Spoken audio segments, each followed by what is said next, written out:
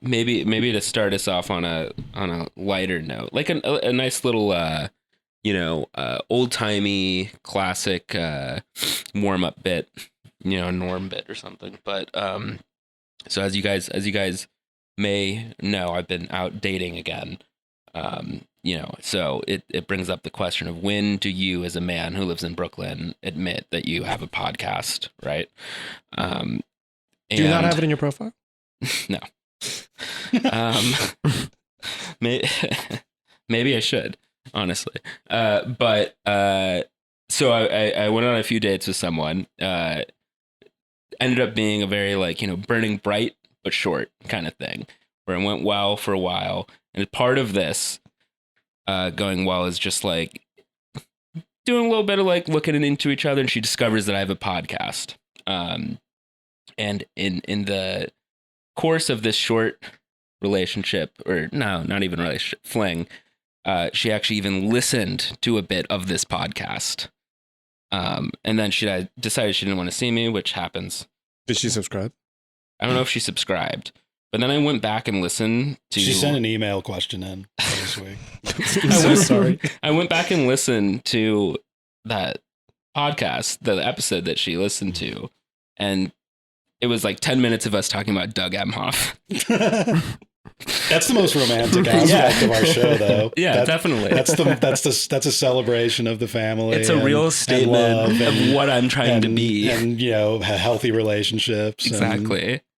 All of the Kamlas out there need their Doug, and that's me. Exactly. So if you are a date of mine that's listening to this, me and now, I will be your Doug. I will be your Prince. I will be your second gentleman. I will be your Jim Toth.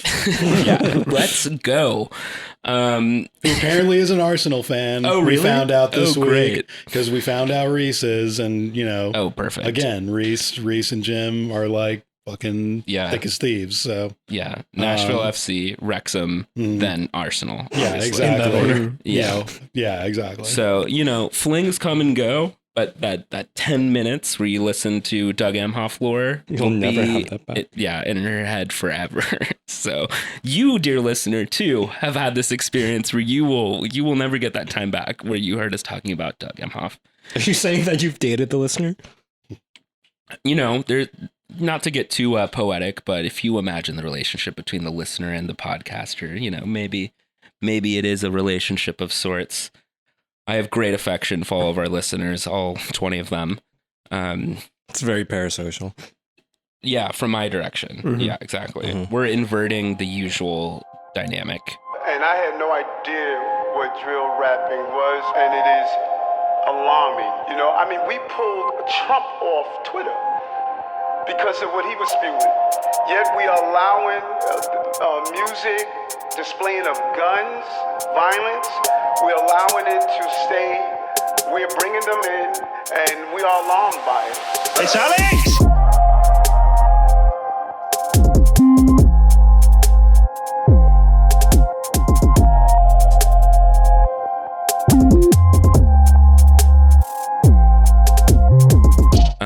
It's episode 233, right? Yeah. A View from 202. It's still the off season. I guess Season it's pre-season. Pre-season. Yeah, we're in the thick of it. For the 2023 season, and we're starting off on a more somber note as the vile Marcos Militza has assassinated the courageous Ben Cork and destroyed a noble independent. It's kind of a grassy knoll thing. It's either Marcos or Matty Y. Yeah. Or Ezra, maybe all of them at the same time. Yeah. I mean, there were 3 shooters and they all hit the exact same spot at the exact same time. Right. Yeah. So, was destined, obviously. I mean, everybody's got their shooters. So, I'm free to now fully immerse myself in 202, finally start dragging my weight on this podcast after just kind of freelancing for last few years. Well, you had contract exclusivity on writing pieces for OAM, so you can finally write for our blog now. Yeah, no, you guys are gonna finally Figure out the top 20 recipes to Get to- recreate your favorite RBA meal at You're home. finally free to exploit me. There was no non-compete. I mean, The Brian Clough's daily quote of the day is going to explode. You know, there's going to be way more Berbatov content. There's going to be way more Cloughy. There's going to be just lots of Wales trivia. It's going to be really explosive here. Watch this space. we're gonna sell so many banner ads for Advocare. And before anyone asks, Cork is an independent contractor. Don't blame us, blame the state of California. No, blame The voters. No, I would never blame Energy Drink Soccer Show. But hey, take one life comes back, you lose another life. You know, that's what happens. We get EDSS back from the flames, and OEM is taken from us. You know, everything is in balance. Yeah, not enough room, not enough. Yeah, it really threw off the equilibrium of the whole RBNY extended universe. So we'll see how this arrangement goes for a little bit. Yeah, We'll see what changes are on the horizon. yeah. Is all I'll say for now. Well, what else is going on in RBNY world? There've been some transfers. Well, there's been some like Muppet season. full-on Muppet season. I heard that we're in for $200 million for a Ukrainian winger that no one's ever heard of. Oh wow. Yeah. You know, I think we just needed to sell some more tanks to Ukraine. So this is the best way to do this, apparently. Apparently, we can't just do that. I think I saw that Fabrizio is already like doing, you know, like Salt Bay restaurant photo ops with this guy, and that you know, he's saying, you know, you gotta kind of take it with a grain of salt because it's one of those MLS rumors that you know might be bullshit because they're mentioning more than one MLS team bidding for a guy, which is impossible to happen. So, Right. But the fee quote just keeps going up. You know, we'll see what happens. I heard that President Zelensky paid for a cameo from Fabrizio to announce a rumor of a pending arms sale to Ukraine. There's going to be an independent humanitarian study done, but that shows that most of the money of the transfer actually went to the guy putting all these horrible neck tattoos on everyone. Oh, yeah. To be, you know, Russia are the baddies, all right? Nobody get on my case. Don't send fucking Marcos Militzis after me to end this show, too, all right? I don't know. You sound like an asset of Putin to me. So. Yeah, clearly. Anyway, what were we talking about? We were talking about transfers. Muppet Yeah, the New York season. Red Bulls being linked to illicit money. I feel like we've had lots of transfers that have percolated down to me as like, oh yeah, that's happening. But now when I think about them, I'm like, was that ever announced? Elias Manuel, was that announced? It was? Okay, thank you. I just feel like I've been like, oh yeah, that's obviously happening for so long that I can't remember if it was actually announced. I do believe it's like the, you know, all the posts about like you can't tell whether movies have actually come out or not now. Yeah. That they're just all like trailers and weird memes. it's like and buzz. Barbie by Did what's it her ever- name? Is that a real movie? Did it ever actually come out, or was it just like was it just AI created? Right. Like, you know. But yeah, Elias is Elias is here. But Dante, Kyle Duncan is official. Kyle here. Duncan's official. Dante Vanzeir is at the time of recording still It's not to be official. confirmed. Not official, but like 99%. right. I mean, it could be official by the time we release It's this. why the smoking gun. We're I good guess. at that. We're like Yeah. really good at that. Yeah, exactly. The smoking gun that, you know, is another piece of news that we'll cover is that Patryk Klimala was indeed sold off. So Yes. that is official as well. On this other Uncanny Valley note, though, for the Dante Vanzeir thing, for that video that was making the rounds of a guy yelling at the chairman of Right. whatever, was that real, or was that just a random guy talking to the chairman? Because you know, you couldn't see his face or anything. Yeah, no, I mean, I'm now that I'm not a paid member of the press, I didn't go too deep into that like I would have a week ago, but yeah, that seemed to be real, and it just has been kind of a barrage of reports out of Belgium, all corroborating the same thing, that he had kind of gotten antsy about it, and they ended up deciding to do it. Even though Union SG, who just, as an interesting little sidebar, are like the Nottingham Forest of Belgium. Like they were used to be one of the big clubs back in the olden days, but then were in the lower leagues forever and just came back up. But anyway, he's like, their prized asset, and he's like 25, 26, so basically at his peak stock. And they were thinking that they might be, not only that they might be able to get a little more, but also that they wouldn't have time to sign a replacement. But then he ended up, kind of forcing the issue, and they've kind of relented, and it looks like it's pretty much close to done in the next few days. So the Belgian Nottingham Forest was famously managed by Bruin Kluing, who was a radical Walloon, separatist Republican, who had a bad habit for the Belgian wheat beer, unfortunately. But legend of the game, scored most goals in Belgian league history as well. Very charismatic. Oh yeah, but really hard on his player. Insisted that they tuck their shirts in before they got into a fight with the Dutch half. But yeah, so I was actually surprised to see that we're allegedly quadrupling his salary, more just because of the pay level in Belgium. But now that, I thought about it for a second, and I was like, yeah, okay, I guess it is like a lower half side in Belgium. What's he making currently? It's like somewhere in like 200K range. So we're putting him more, I think, in like the 800 to $1 million range. Yeah, right? like I guess they're not. It's not only that they're still a bit of a smaller club and still, I guess, working their wage bracket up, Union SG, but that. But yeah, Belgium is also just like, there's a reason guys bail from there real quick once they get hyped. I was gonna say, is Kyle Duncan here for because I mean, it's like it's not like the salaries have increased that much. It's not like the clubs have gotten that big. They always have to sell their guys on. So I can see it. A report that Todd Bowley has now signed Dante Vanzeir to a 45-year contract for $750 million. So, I mean, hey, he puts his money where his mouth is. That's so true. 45 years, can't resist that. I mean, you have to factor in that he's going to be a type A free agent after 6 years. Yeah, so. Definitely. He's buying out his pre-arbitration years. Exactly. So, classic. So. I really want to reference that like Price Master video I dug up on a thing, but I don't think everyone watched that. I wouldn't even know how.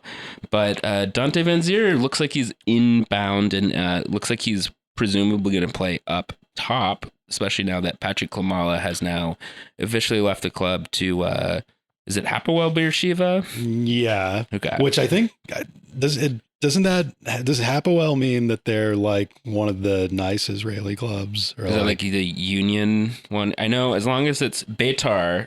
Yeah, Beitar are the baddies. Yeah. Let's see, Hapoel. What does Hapoel mean? I know that one of the Tel Aviv clubs, I think it's Hapoel, is like the Union. Hapoel, Hebrew, literally the worker, is an Israeli Jewish sports association established in 1926 by the Histadrut Labor Federation. Okay, so not actually, isn't Beitar Jerusalem's official name now Donald Trump Beitar Jerusalem? Donald Trump's Beitar Jerusalem. Donald Trump Beitar of Jerusalem. Beitar Jerusalem presented by Donald Trump. Feet Donald Trump. You can take the man out of Celtic. I guess, true. He's gone from Celtic to RBNY to classic leftist clubs. Yeah, exactly. Paulie is next. Okay. I think the most famous Hapoel is the one in Tel Aviv, unsurprisingly. So I think Beersheva is smaller. But I'm surprised they have $2 million in the bank that they apparently put up for him, and that they're also, I mean, I can't imagine unless we're going to be paying a fraction of it for a little bit, he's going to be taking a pay cut because he was on like $1 million here. So but $2 million, we got $2 million back from, and I will say that Patryk gave an interview already in Polish, and I was actually sort of impressed by the perspective, and it was real quick off, like immediately after his transfer. Usually have to wait to see in the Ross Haley column like a few months down the line, Right. after guys leave the club, to hear their big, kind of spiel. But he went right into it. I will. It was I will pretty interesting. Yeah. read from the quote now that is been making the rounds. You may have seen this on Twitter. It's not going to be a salad thing, I promise. All right? I should have read the whole salad quote last time. We just paraphrased it. But so Patryk said in this interview, "I get on very well with everyone in New York, but I think a striker is about scoring goals and creating chances. There, my game was 70% where I had to press. In fact, when there were counterattacks, I had no electricity. The game was very much focused on pressing, on such prowess. There was less football. It all changed from season to season. In the first, it looked a little different when there were more experienced players. Maybe it's because the coach had a little less confidence in the younger players, and hence these long balls from defenders, collecting long passes, running down. I kind of didn't fit into that in season 2, and I think everyone saw that. Even when I had a good match, it was because the ball fell somewhere and the goal went in, or it was a penalty, or I got a position myself. The team is very good. The guys have a lot of potential. Maybe I just didn't fit the concept of the whole team. Maybe I couldn't complete the tasks I was given. That's really it. It's behind me now." Wow. Very professional, considerate, and charitable answer, I'd say. I think so. Yeah. Yeah. I mean, it also seems to match. I feel seen. Well, it matches some of the stuff we've talked about on the Yeah. show, but also it seems to match stuff that Gerhard Struber says too. That, I think the stuff about maybe not trusting the younger players echoes with Gerhard Struber comments. I think the importance of pressing triggers, kind of matches with what Struber says. So I think this quote is sort of in alignment with a lot of Struber's own material too. So it is interesting that he seems to have been able to depart relatively professionally, but I guess he did that at Celtic and he did that at Legia Warsaw or Białystok. Yeah. Before, so maybe it shouldn't be too surprising. But I think it's also interesting or revealing to me that he seemed to, he seemed to be aware at the time that he wasn't fitting, which gives me a little bit more, I don't know, cautious optimism, I guess, that like at least it's an environment where he's like, okay, I understand what's being, or players can scan the situation and be like, I understand what is being asked and I just like don't fit that. Whereas I think the worst case scenario I was dreading before was that it was just sort of full on Klinsmann-esque, like constant small level instruction and not much big picture stuff. We will still have to see, depending on how this season goes, how that shakes out. But I think that was a pretty astute or fitting description of his tenure here ultimately. And I thought it was also interesting that he made such a difference between season 1 and season 2. I didn't necessarily expect that from the jump. I think it's an encouraging quote as a Red Bulls fan to hear Klimala, I think, speak so transparently and directly about like kind of the same issues we've been seeing, which to me would indicate that there is movement towards something. Whether we know what that something looks like or whether it's good, there does appear to be movement, which is, I think, encouraging. It's strange. I mean, I've been kind of like quiet the last week, just kind of taking a break, but since all the big news. But I think there were a few people saying online, in a kind of surprising amount of support that before the official news came through late last week that he was gone, saying that, it would be nice if he stayed and that he could complement the team the way it's shaping up really well. And I subscribe to that as well. I think, this show, we generally rated him more than, the general mean, but the part of his comments that is interesting is that, and I think everybody could see, from all sides that that the team was set up more conservatively at the very least on offense last year. And that certainly the striker was pretty much by himself in most games, whoever that striker was. And also expected to play kind of an inside out role as opposed to, kind of staying centered for any type of crossing that wasn't really happening anyway. Now, and then the last few things I had written for OAM about the forward situation had kind of mentioned this, where if we are going to go back to a two striker formation this year, which a lot of signs point to that, adding Corey Burke, and it looks like, keeping Tom Barlow in the mix, and along with the Elias permanent transfer, is that, it would have been a situation where Klimala would have had a chance to thrive, but it seems like, the Vanzeir deal couldn't have happened without moving Klimala off the books. So maybe that's another sign as well that, there's more plans to use whatever space Klimala opens up, maybe later in the summer window. But in the meantime, I think it all hints at, that the team is going to maybe play a bit more confidently this year in attack. How that shapes out, we still have to wait and see. And whether it's successful, more importantly, we have to wait and see. But it's a lot of interesting context in a lot of different areas from that surprisingly quick Klimala interview. If you're Vanzeir and you take a look at this quote, how does that make you feel kind of coming into this? Yeah, and that's another because now that we know that it's going to be pretty much a like for like replacement between then that Vanzeir is going to slip into the role in the squad Klimala had. It's an interesting little tweak of what kind of player that the ideal version of that is for Struber, and the general kind of consensus scouting report on Vanzeir is that, as opposed to Klimala, who is, was pretty much a burner, kind of a guy who hung on the shoulder. He was rated one of the, fastest players in the league last year. And, his game relied on kind of getting fed through on the ground. Vanzeir is apparently a guy who is a lot more about kind of just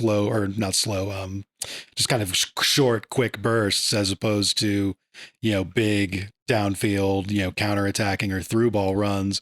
And that, again, this points to that we're going to be playing with two strikers this year, is that's the kind of player who, can't be playing forward on his own, needs to be kind of part of a kind of storm of bodies and, finding space in that, as opposed to rushing out and leading the line. So, it's going to be interesting to see how, what would have to be an adjustment to the attack will play out, just purely through the different type of personnel Vanzeir is. Vanzeir is a little shorter than Klimala as well, which another interesting part later on in that interview with Klimala, where he got a little saucier, is where he made a joke where he was just like, I wish they would have told me that all my passes were coming from the goalkeeper, last year. So Vanzeir's certainly not going to be any better at that. So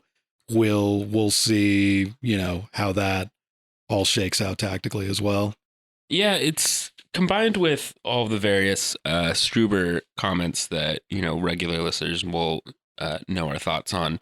It does fill out kind of a picture of, deciding that last year ultimately was not the year, and, like the comment about playing with house money, I guess. Yeah, or like literal Salzburg Red Bull house money. Yeah. To me, the comment about not trusting younger players was sort of interesting, because one, I feel like younger players are good at playing on the ground. That's kind of what they do nowadays in the academies, and it's more like mentality, focus, staying disciplined in transitional moments, and where they struggle, which is something that the team struggled with anyway. how we played? Like, how many times did we talk last year about like not, or like getting punished on that secondary ball after a set piece, Right. or the kind of that transitional breakdown? That's something that's still going to happen if you try and play expansively. Like, Right. Yeah. So might as well have. Yeah. So then, like, why not at least try to turn it into like a learning season? And then it also seems sort of strange to adopt a sort of pragmatic tone and then also turn around and be like, but obviously winning was never going to happen.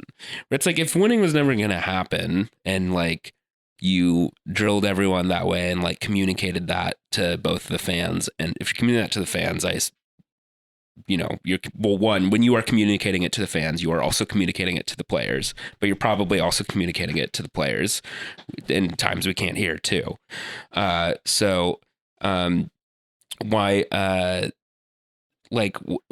don't just you turn this into like trying to learn your system, which is more what like the first Struber's first season was here, Yeah. And the other thing, and this is another whole can of worms, but that we don't have to get bogged down in if we don't want to. But it's also just like, it's not like the team has gotten significantly older, right? While with all the dust settling in the transfer window now. I mean, I would hope Corey Burke is not going to be like a centerpiece player as opposed to more of a complement. Yeah. But other than him, the team is still pretty much all under 26, and going to be relying on, guys who are going to be a year older and another year drilled in the system, but, not still a team that, lost Aaron Long, isn't going to be lacking in any real kind of veteran continuity. I mean, the closest thing is going to be guys like Sean Nealis and Carlos Coronel, that kind of thing. Do they have the gravitas? Maybe they do, but it's not. It doesn't seem like the needle is shifted too much on what that kind of young player risk factor would be. So we'll see. I mean, it's like we've been saying, there's just a lot of kind of contextual clues that there's going to be a bit more oomph to what they're trying this year. So maybe we have to have faith that plan is in place. So we'll see how it gets executed. Yeah, something. It's been hard to put my finger on, but there's something weird going on in the air a little bit, where it just feels like maybe there's this sense that you're talking about of a reset this year. It doesn't make sense to me why it would be this year, not last year. Maybe it's just like it's shaking off the hangover from like COVID throwing everyone out of routine. I don't know, but like there's no obvious reason for me now that we're like, okay, now this year, for all the reasons you just outlined, can be the year, when like last year we were already a third place team and like could have with better results against City alone would have been a second place team, come on. But in that respect, it does present a very kind of post 2017 sort of vibe.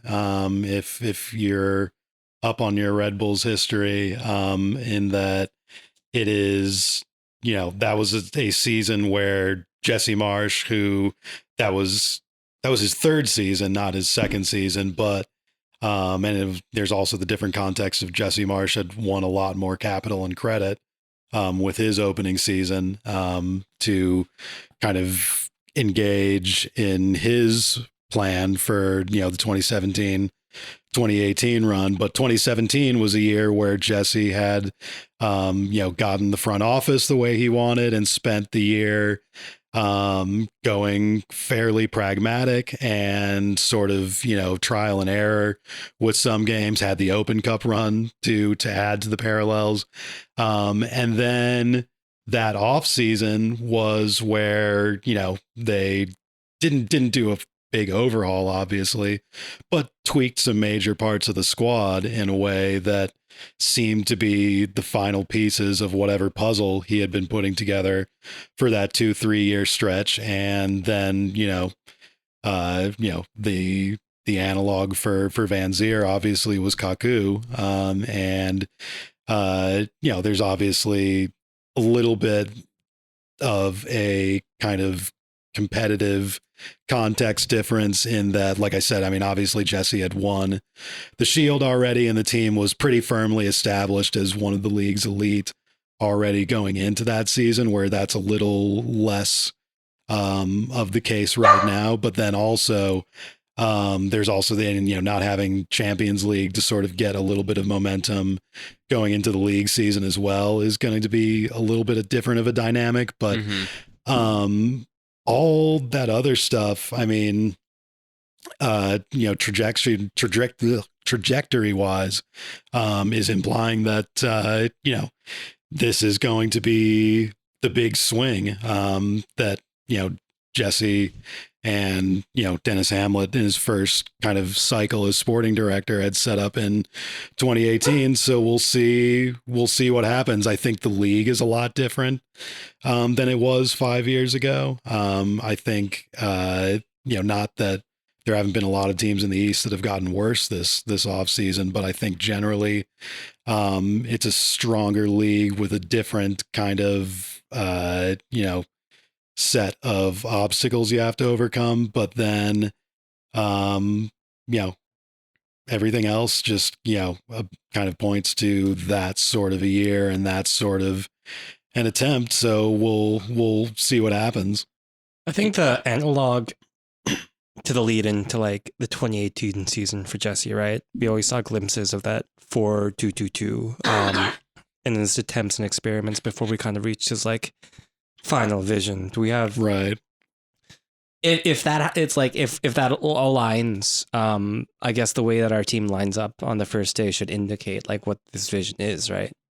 And is that kind of like that 4-4-2 diamond? Maybe is that like certainly? I mean, it sounds like they're looking at some South American options that might come in as like a younger center back before the season, and then that might be the last big transfer move. But other than that, they haven't really replaced Long, and it's going to be pretty hard to go back to the 3-man back line unless they're just wildly confident Big Haas in Hassan and Dom or which is Matthew still Nasita. so wild. Yeah. So, which, I mean, if there's one thing that's, kind of the most unequivocally positive aspect of Struber's tenure, it's that, he has been good at just taking rando defenders and, making them serviceable in, terms of like, Sean Nealis and, some of the, Andres Reyes has obviously come along well, and just, kind of drilling them into a, what we are led to believe is a pretty complex defensive structure. So, we'll see. Maybe it is kind of a thing where, they can just throw guys with kind of mismatches like Indom and Nasita in there and make it work. It will be interesting to see too if Struber's confidence in Daniel Edelman that developed at the end of last season might lead to maybe seeing Frankie Amaya further up the pitch, or maybe some sort of different combination. It's a funny situation because Edelman also, clearly had a good debut into the team late into last season. But for a while there, Frankie Amaya was kind of our leading like player of the year or comeback player of the year candidate on this podcast. In that sort of more reserved role. Who knows how we could fit that? I mean, we still have a lot of good midfielders on this team between Amaya, Edelman, Yearwood, and CCJ, however you want to classify him. Peter Stroud, who I think that's since the last episode that's official. Yeah. But. And then did we officially extend Lewis Morgan? Yeah. That's all right. Yeah. Since last episode. That's a bit of good news, because last time we recorded, I was saying, I pulled that out as an example of something where I said it was good that we hadn't sold him yet, because there were some weird rumors out there, I think coming from abroad, not from here, that we could consider it. And that would make me feel very sad. But no, we went and extended him, which is good. He's the leading goal scorer on the team. Clearly a bit of spark for us when we couldn't get much else going. Luquinhas also still with us. not in the lulog, just by the skin of his teeth. But just a few days late, little bit of a hang up. Yeah. So it will also be interesting to see if maybe we might readjust to play in a way that fits his more square style. Pardon me. Who knows? We haven't been able to see any of actual footage of the team playing at all, so it's going to be a while till we can assess this. But we have a lot of options in midfield here, and not for nothing, the rest of the Eastern Conference seems to be getting weaker. You mean you don't want to like try and do like a telephone game breakdown of the preseason results so far and just painstakingly analyze them and project from them? Oh yeah, we got all of the Telegram like Morse code things that are coming in from there, and from this we can triangulate where the ball probably was at any given time. But we had a stringer out in Sarah or Bradenton. Yeah, but there were two teams that finished above us last year in the Eastern Conference. Who knows what fucking happened out west? I don't know. Different league, different country. Yeah, the Montreal Impact, who broke up with their coach. He's now in Columbus, which is wild because he's like a Montreal boy. I don't know if didn't he get coach of the year? It was like his whole big thing. Yeah, I mean he's like a big narrative, riding the peak of his hype train. I think I'm stealing Cork's take here, but I don't know if that's going to work out in Columbus like they think they do. I think he was probably just in a good situation where he knew everyone really well. He knew how to take advantage of stuff. That seemed like such like a social success more than and just I mean obviously he's like a good coach and like, but I think his strength seemed to be Profe Mapu kind of said at one point last year that Montreal plays humble, like they play within themselves. He knows a kind of weaker team's strengths, and Columbus is like, historically and, especially lately since their big revive. Is it a revival? Or just, I don't know. Saved, whatever. Yeah. They're always trying to think of themselves as like on the brink of being a big club, and they can never really sustain it. And I don't think a guy like that is going to really move the needle too much. I think he'll probably no disrespect to Nancy, but I think he'll probably do fine. But I do get the vibe that Columbus is like, oh yeah, we'll just like hire this guy and we'll get first place. In other news, we finally opened up the availability to film our remote episode of View from 202 at the Salty Dog with Caleb Porter. He's free. He's I've got my Alex Ferguson spies down in the Low Country, making sure they're posted at Remy's, they're posted at Crazy Crab, they're catching him in all the spots. So, Caleb, we got your ass. Yeah, exactly. The other weird thing about that little coaching shift is that Montreal replaced him with Lasada. Oh yeah, the little tyrant from DC. Oh, so we'll see how that goes. That reminds me that Ben Olsen now is back in the league in Houston. That too. And honestly, I feel like that might be kind of what Houston needs after trying to like. It weirdly makes kind of sense. Yeah.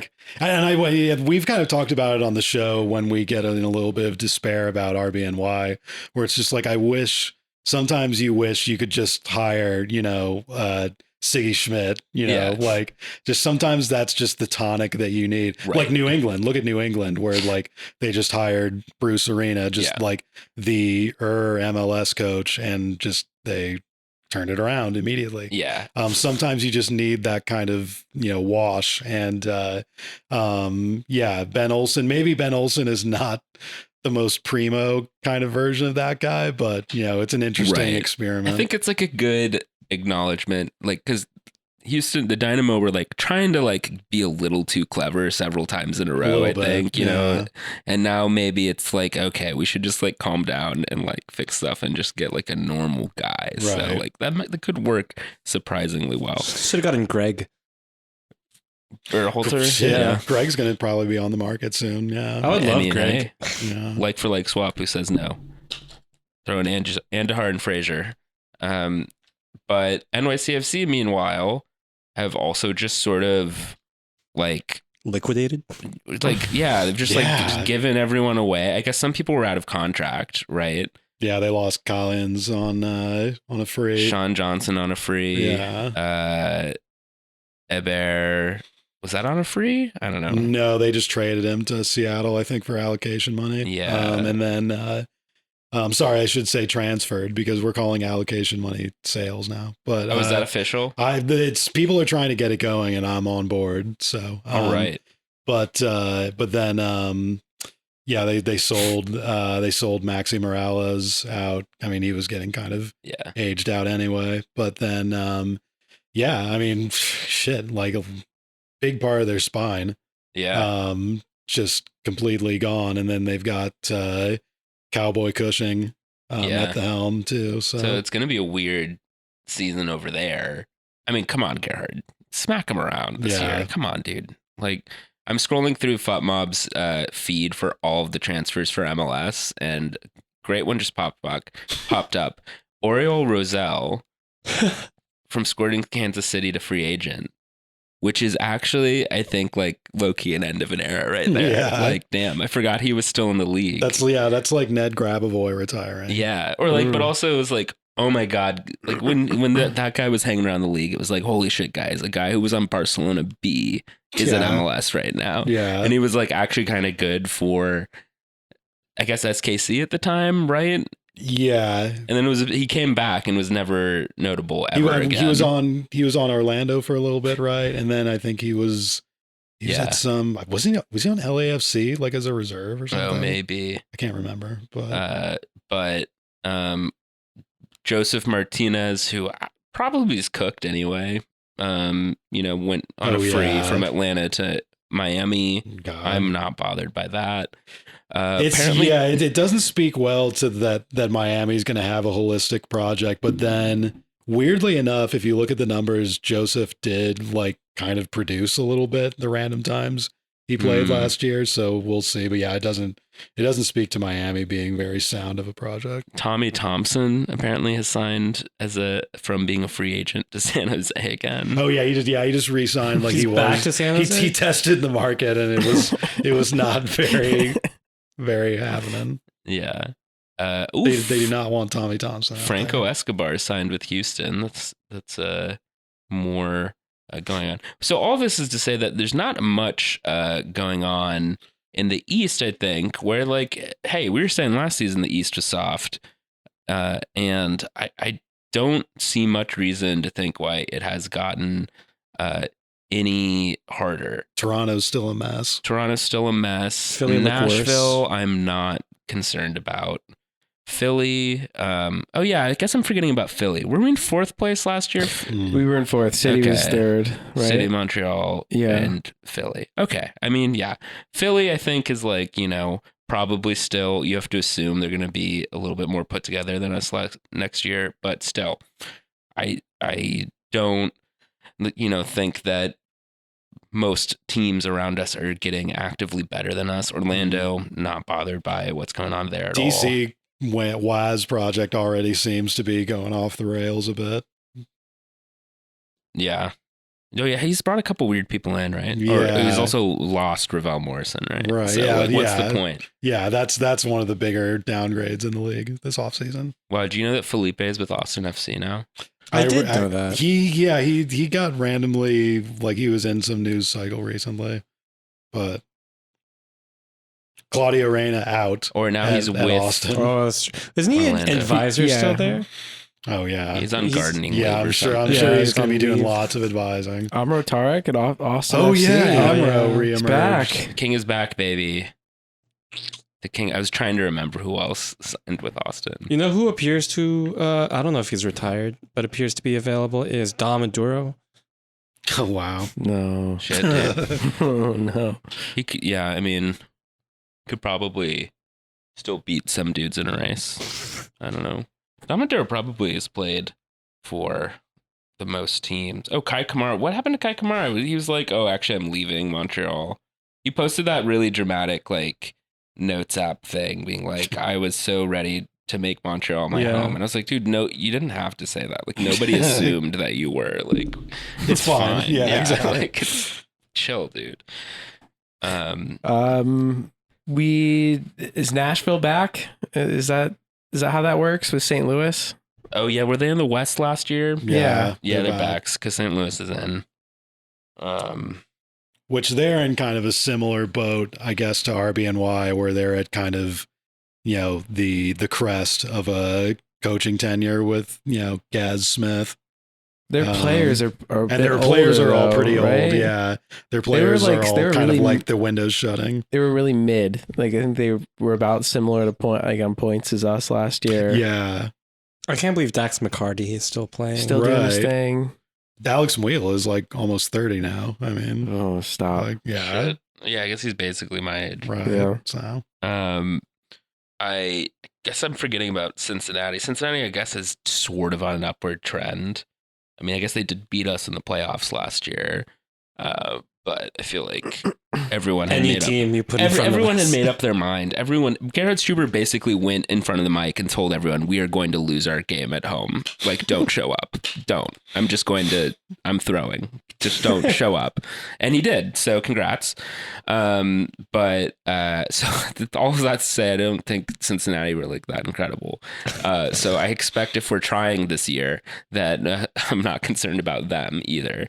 They apparently backed out of selling Brenner to Nottingham Forest, but okay. they'll still I mean, like we were saying leading up in the playoffs, and when we played them last year, we're like, their whole game is just throwing up balls to random strikers and hoping they make shit happen, and that can be effective. But I don't know. We'll see if they can actually build on that. I feel like they've always had a beef with us too. Those fans. It's kind of chirpy always because of the Open Cup. I feel like ever since that. Right. So if both of our teams end up being good this year, right, it's like going to be like a Toronto type competitiveness. It's like, what are they even mad about? Like, we just beat them normally. Like, what was there some sort of incident I'm forgetting about? We just beat them in extra time. We were just their first big brother to look up to. And then every time Luquinhas hit the ground, like they just were like up in arms. They're real pissy about Frankie Amaya. That's it. Which I think part of that was that he shit on them on his way out, and he said he was coming here to win trophies and to a big club, right? So which cool, right? No, exactly. I think he probably also said alluded to the fact that he was going to be living in not Ohio now. Frank, if you didn't say that, sorry, but maybe I just assumed that anyone who left would say that. I don't think you disagree with us. It's fine. And then have we even mentioned Chicago yet? No. LOL. Yeah. No. What has Chicago done anything? Probably. They did something. They sold that Colombian teenager to Aston Villa. Oh, so they won the league. Exactly. Yeah, that's winning now. Exactly. Yeah. Fuck yeah, good. Chicago deserved it. It's been too long. been too long since. Are they playing in Soldier Field again this year? Is that? Yeah, they're bought in. They picked the right year to relaunch at Soldier Field, 2020, baby. Wow, Chicago signed Chris Miller from Hibernian on a free. Yeah, he's back. Mm. That's funny. Welcome to this episode where you just browse everybody with us. Yeah. On their phones. Yeah. You don't have to scroll back long on the Chicago one to get back to Shaqiri. I should know these. This is what I get for not actually watching European soccer. But so league's looking kind of soft right now, and the Red Bulls were in fourth place last year, even though Gerhard Struber is playing with the shitty controller. So this year we have switched to the good controller, it sounds like. And let's go back in time a year and imagine how excited we were about the team then. And, the team is mostly similar as it was back then. So yeah, we could be, this could be some stew we got cooking here. We could be working on something. If everyone's bought in, I think maybe we should get one more center back. I mean, maybe this depth guy that's been linked. Where is he from? Columbia. Yeah, maybe maybe that works. But I would building on what you said earlier, I would have to assume we surely aren't going to do 3 at the back with Long gone now, right? We might as well just try what we did in 2021. Just pretend 2022 didn't happen. Just go back to it. As Klimala said, two different teams. The only way that I could get really fully bought into this shift is if Yuba Diarra was involved. He's moved on to much bigger and better things. Guys, gather around. We're going back to the full press. Going back to the full press. Leeds is going back to the full press. Good. Oh God, Leeds is going to the fullest press. Yeah, they're holy shit. Yeah, I will say Armis joining Leeds, as I've said multiple times on the show, like I'm now looking up to him. Like he's like doing it great. Like I think it rules. Yeah. Weston McKennie joining though, I'm like, oh come on, Jesse. That's playing your card too confidently. How many coaches have the prestige assistant career that Chris Armis has had? Not many. Yeah, it's pretty incredible.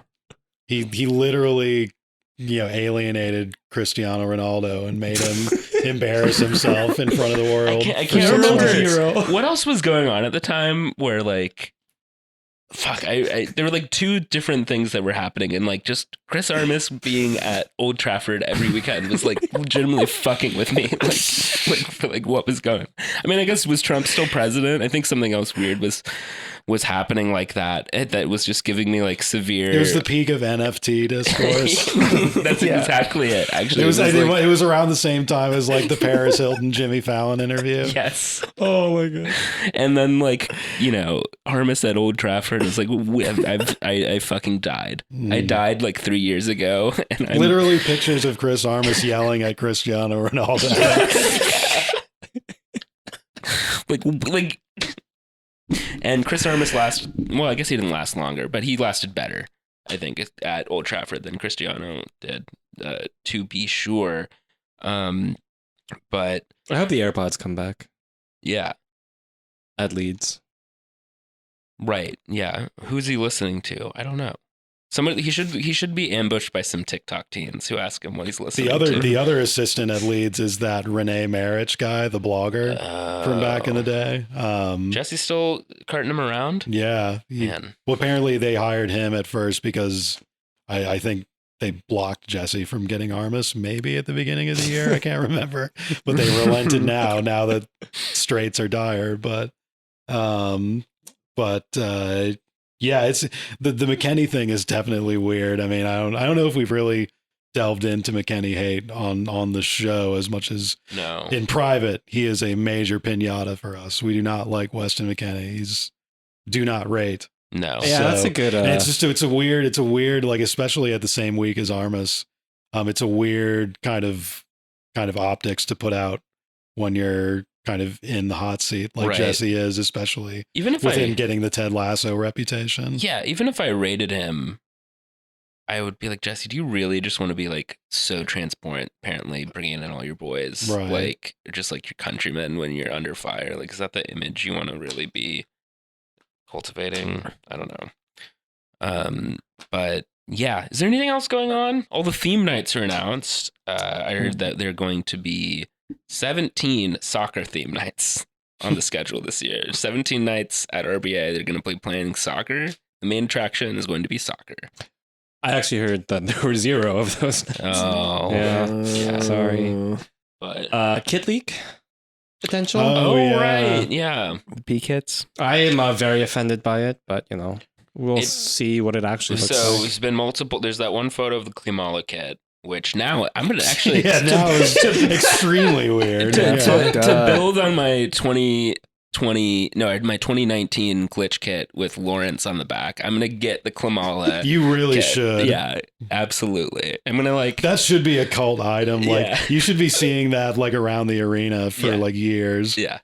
The yellow Klimala kit that he never actually wore. Yeah, I love that it's not even going to be anachronistic because one did exist. Right. Yeah. It's like the Josie Altidore Metro Stars kit. Or the Adidas Metro Stars kit. Right. Or it's like how Gerhard Struber managed Kaku in one game. Yeah, exactly. Oh my God. Think about that. Yeah. What? Oof. But Man, Kaku was so right. there was a photo of that where in that photo it just looked like sort of a matte plain texture, like yellow and then blue.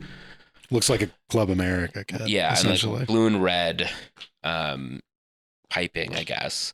And then there was like and red numbers. Yeah. Oh yeah, one of those websites like Footy Leaks, I don't know, Footy Kit Leaks, Mr. Skin for whatever, was just posted a photo that made it look there's like going to be like a texture underneath where I'm not a fan of the texture. It's like a blue smeared like a tie-dye. Yeah, it's a little bit too love, passion, fight, glory. Yeah, and I hope that I could live with it without the texture. I just like just give us 1 year with like a no texture. Like I actually didn't mind the like check pattern thing on the white kits. I love the white kits from the last couple of years. I thought those were great. I think I'm like sad to see them go. The checkered pattern and like the lasers on the 2 white kits were like not like great details, but like looking back on them, they look.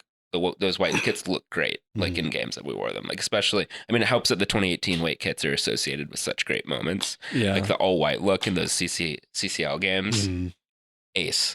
But yeah, the texture. I hope that's not real. It's a little too much. Yeah, a little too trendy too. But like 3 years ago, trendy kind of. I think it would be a solid third kit.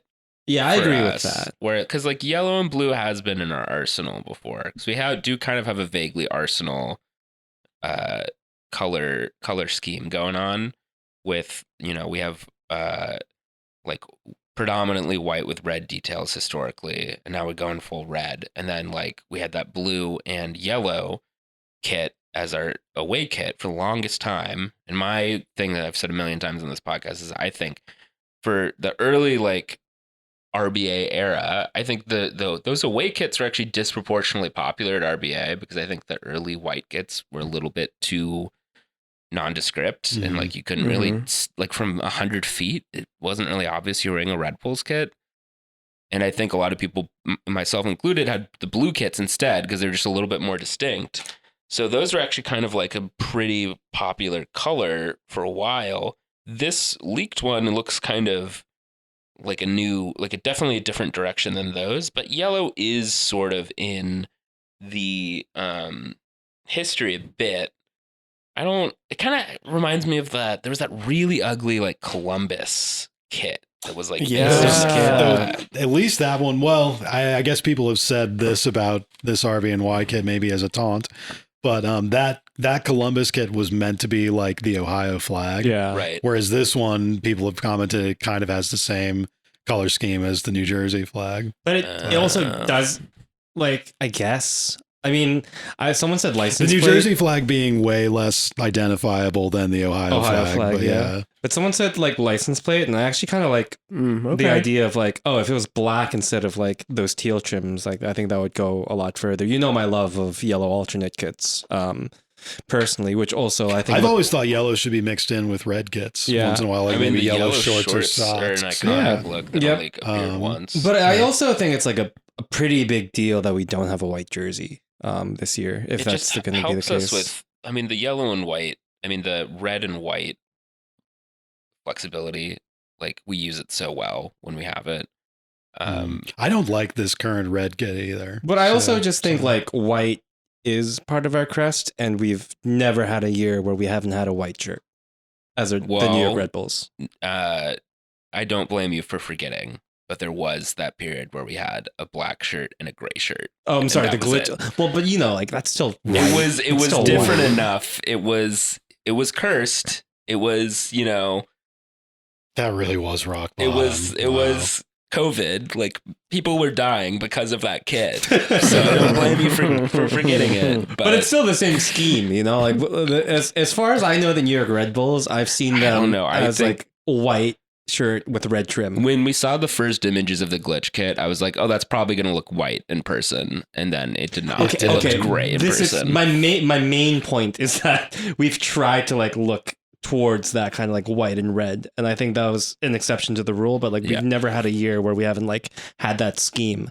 When I look at the New York Red Bulls, every single year I've seen the New York Red Bulls play, they've played in white and red as a shirt. And I think it's like, it's important as like our primary color scheme that we've always had for it just to disappear is like very jarring for me. And I think it's like, without a major rebrand, most teams wouldn't do something like that, you know? Yeah. Although I will say there's been, and this is not a compliment, but there's been a couple teams like I think Chicago and New England and Dallas have gotten kind of loose. Like they've kept the same like red, white, and blue colors, but like Chicago used to be like the men in red, and I think they didn't have a red kit for like several years in a row. They did that really awful logo change for a couple of years that I think Dallas got rid of their hoops and then like brought back a shittier version of their hoops. Yeah, Dallas is just like Southampton now. Like, well, they did like kind of the same switch as Southampton where they went from having like distinctive stripes to now just being like flat red. It's just lame. I will say not having, like I did criticize the white kits just a moment ago for like looking kind of bland in the early RBA era, but when they're gone, you do notice it a little bit more. It is, I think the better versions of the white kits are the ones that have more like stronger like red piping on the edge, like as a contrast. But yeah, who knows? I'm willing to give it a chance. I'm not going to predict it's going to be popular in the stands, but it also will be weird, like when the red kit gets cycled out after this year, what are we going to do next? Because they seem to be sort of allergic to just doing another red kit. They seem to like be determined to do something else in between. And worthwhile question here is, who is they? I don't know who they are. Is it Adidas? Is it the team? It's unclear to me like how much of like the decision making is being split. It's probably a little bit different for every team. I don't know. But based on previous patterns, I would guess that they're probably not going to just replace the red kit with another red kit. So it would be weird to have a yellow kit and a white kit next year. If they do another black thing again, like, no. Yeah, please, no. God, no. I just wish we had like kind of a set in stone, at least one jersey that like, because Seattle will always have a rave green jersey, right? Or like Portland will always have their kind of like green thing too. But it's like we just don't have. Galaxy will always have white with the sash. Exactly. We just need that kind of like team consistency a little bit. And I thought that was the white shirt, but clearly it's not. And I don't know, like the colors representation of the New York Red Bulls. What is that? Like when you look at them on the field, like there's like are they using the new crest in this kit? I guess has that been revealed? There was like the NY. The main jacket. The main like just team jacket that all clubs are going to have this year is reversible, I guess, and teams are using. I guess it's not just RBNY. There's other teams that are using like their alt logo on one side of it, but it does seem like they're trying to fit, just that presence alone, even though it's not like a full switch, it does imply that they're trying to mix that in a bit more. Which I don't hate that logo, but no. I also think like if you're going to be New York Red Bulls, you should have like the Red Bull badge. Like that's, it's become kind of an institution. It's been almost 20 years now. So yeah, I don't really like our current badge, but yeah, I would agree with that. Like, no, it should be included thematically somewhere. But I think the long NY is a little too long as well. Yeah. It looks kind of, I think it's a good logo, but it is a little bit kind of like hockey-ish. The proportions are just a little off for something. It also reminds me of like the new Juventus J. A lot of clubs are doing that kind of thing now. Yeah. It looks kind of like hockey or like an MLB batting practice kind of logo thing, or it's not very soccery, but I still think it's a good logo. Well, we'll see how it looks in person eventually, I suppose. Was there anything else that we should cover? Man, I'm so out of the loop out in my week of retirement as a civilian from beat coverage. But are you gonna sit in 202 or 214? We'll see. Or 114? I'm still. My season ticket, if in case you want to come beat me up, is in 103. But we'll still kind of formulating plans. We'll see where I end up perching. In the video version of this podcast, I put up some word art that just says Ben Cork will return. Yeah. You can get that on our Patreon. Do like the Aphex Twin thing where like the sound waves spell that out in like some like 5-minute epilogue on the end of the episode. It's your sound garden. Yeah. Well, all right. Should we leave it there then? Till then. It's Alex!